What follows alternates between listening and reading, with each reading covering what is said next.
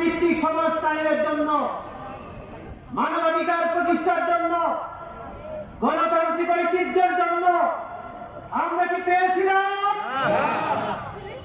আমরা আবার 24 আগস্ট ছাত্র জনতার সাথে লড়াই করেছি। আমাদের স্লোগান ছিল উই ওয়ান্ট জাস্টিস। আমরা বৈষম্যপূর্ণ শিক্ষা ব্যবস্থা চাই। বৈষম্যপূর্ণ না বৈষম্য মুক্ত? বৈষম্য মুক্ত শিক্ষা ব্যবস্থা, সমাজ ব্যবস্থা, রাষ্ট্র ব্যবস্থা, অর্থ ব্যবস্থা কায়েম করতে চাই। আল্লাহ রাব্বুল আলামিন কোরআনে বলেছেন, লাকাদ আরসালনা রুসুলানা বিল বাইয়িনাত ওয়া আনজালনা মা'হুমুল কিতাবা ওয়াল মিজান লিয়াকুমান নাসু বিল কিসত।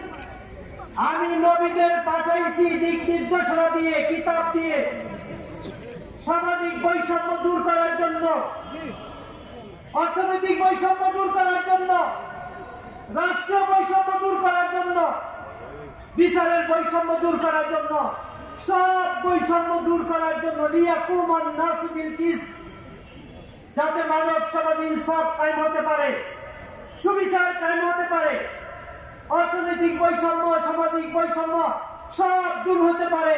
এই জন্য নবীদের মিশন দিয়ে পাঠানো হয়েছে। ওয়ানুনাজ্জিলু মিনাল কুরআনি মা হুয়া শিফাউ ওয়া রাহমাতুল লিল মুমিনিন। এই কুরআন নাযিল করেছি ঈমানদারদের জীবন ব্যবস্থা। কুরআন বাদ দিয়ে যেখানে যা করবে, বিপদ ছাড়ার কিছুই বৃদ্ধি করবে না। বাংলাদেশ জামাত ইসলামী সেই বৈষম্য দূর করার জন্যই কুরআন ভিত্তিক, ন্যায় ভিত্তিক, ইনসাফ ভিত্তিক সমাজ কায়েম করতে চায়। সম্মানিত জনতা, আমাদের এই প্রান্তীয় জন্মভূমি বাংলাদেশ, এই বাংলাদেশের মাটি, বাংলাদেশের মানব সম্পদ, বাংলাদেশের পানি সম্পদ পৃথিবীর ইতিহাসে বিরল দৃষ্টান্ত। পৃথিবীর কোন দেশেই একসঙ্গে উর্বর ভূমি নাই, মেধাবী জনশক্তি নাই, এই পানি সম্পদ নাই, বিপুল প্রাকৃতিক সম্পদ নাই। এই 4 রকমের সম্পদ আমরা আল্লাহ দিয়েছেন। 4টা সম্পদ যদি সৎ এবং যোগ্য লোকের নেতৃত্বের মাধ্যমে পরিচালিত হয়, অচিরেই বাংলাদেশ পৃথিবীতে সবচেয়ে উন্নত ধনী দেশে পরিণত হতে পারে। আমাদের সমস্যা একটাই, সৎ এবং যোগ্য লোকের অভাব।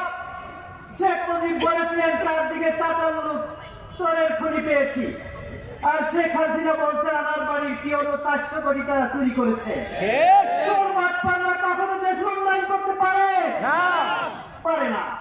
সম্মানিত ভাইয়েরা, বাংলাদেশ জামাত ইসলামী চিন্তা এবং গবেষণার ক্ষেত্রে এক বিপ্লবী সংগঠন। ইসলামিক জ্ঞান চর্চার এক নিখুঁত পরিকল্পনা নিয়ে কাজ করছে। সমাজ সেবা, সমাজ সংস্কারের এক বাস্তব কর্মসূচি নিয়ে কাজ করছে। বাংলাদেশ জামাত ইসলামী উন্নত চরিত্র গঠনের এক মজবুত সংগঠন।